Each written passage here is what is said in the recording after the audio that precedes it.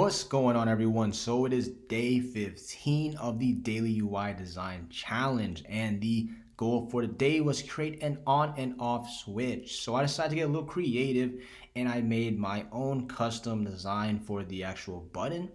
And you can kind of see the first part here, but let me show you the actual prototype, because I went ahead and did a little further steps than just designing and made a little prototype. So here it is, currently the sleeping, aka it's turned off, or you can consider this as the dark mode. And then simply when I click on this, boom, it turns into light mode, and also the face changes as well. So I'll do that one more time. Dark mode, light mode, and then you can see the background here. And I did create this with Invision, so this is my first time messing around with Invision. I did use it before a while back, but I didn't really try it as much as like I am now. And this is very, very basic. It's just simple tap, click, and then just motion design. So cool animation, and this was my original first draft, I would say.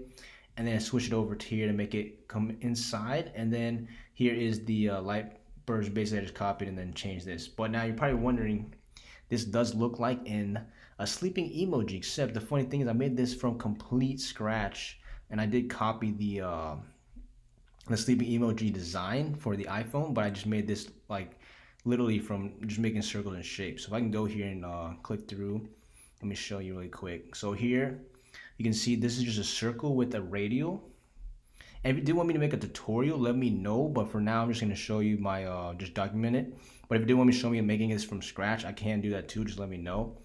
And then here you can see, if I click on here, this is a circle with a fill, and it has an inner shadow. So if I were to take this out, it looked like it's typical, like, you know, circle. So add this inner circle, has like a little more kind of like a darker shadow, make it look like it's going inside. And then here the eyes, I did a, let me show you really quick.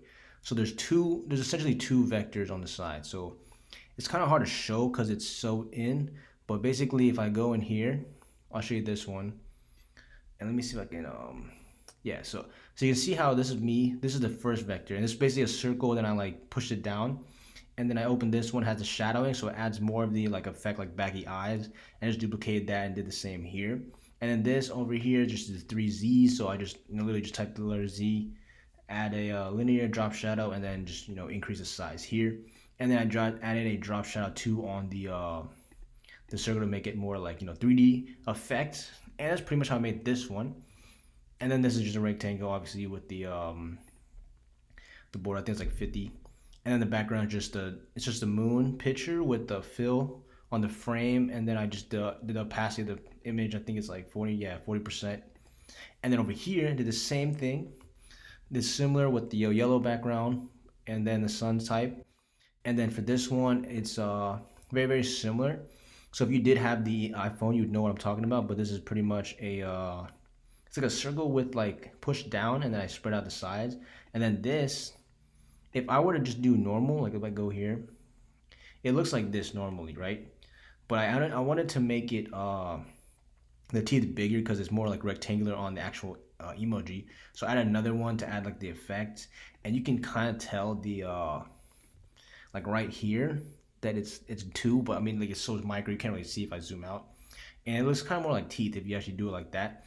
And the same with the mouth here, it's a inner shadow. So if I take this out, it just looks like flat. So I added that to add more of the depth. And then the these are just triangles for the eyes. So not triangles, my bad, stars. And let me see if I can show you. It's linear with drop shadow here as well. And then same with the actual, like, the face. It's just straight up a sort of like a same circular gray linear thing.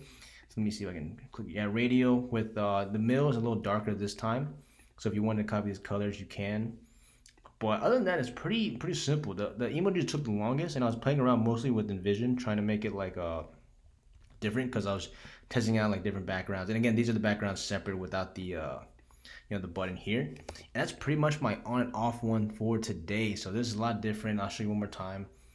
Boom, right here, and on and off right there. So this ends the video for the daily UI design challenge for day 15 for the on and off switch. So if you enjoy this, go and give this video a thumbs up, subscribe if you have not already, and I'll see you in the next video.